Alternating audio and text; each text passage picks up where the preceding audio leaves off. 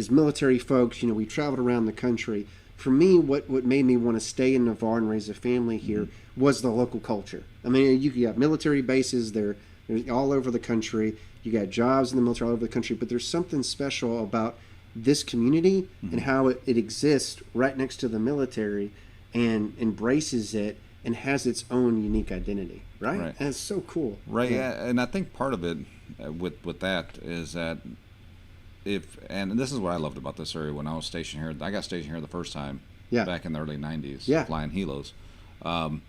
What I loved about it was that we're kind of surrounded by the military.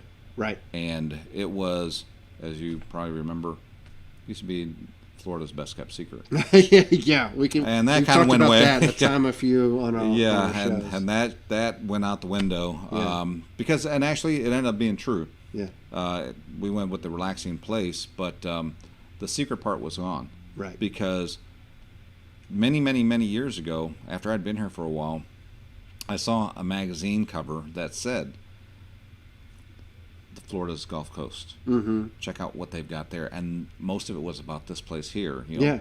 And I'm going, no, don't show these guys everything that's here. Right. And I told everyone, I says, you know what, give it a couple of years, and this place is going to change. And I said this, and here we are. So my experience with that is, I grew up in Memphis, Tennessee, right? And we would come down, it was about an 8-hour trip. And we'd, my parents took me down here once and I was hooked. And then I would sneak away for a weekend, right? 8-hour trip. We'd drive through the night and get here.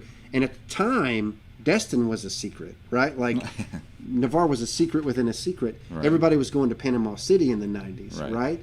And then when we got stationed down here, I took my wife over to Destin. I was like, it's not what I remember. It is just so commercialized. It's so overgrown. This is not the Destin that I remembered.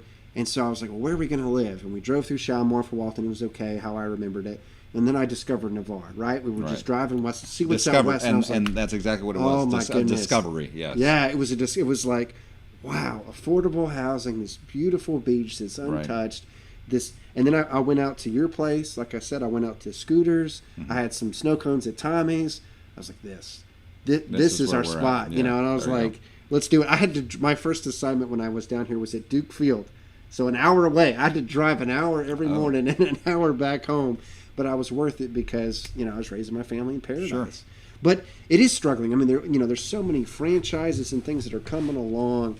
And to me, nothing against those folks, but I mean, shopping local, eating local, that's a huge part of our responsibility as people who appreciate Navarre for what it is, I think. So, I agree.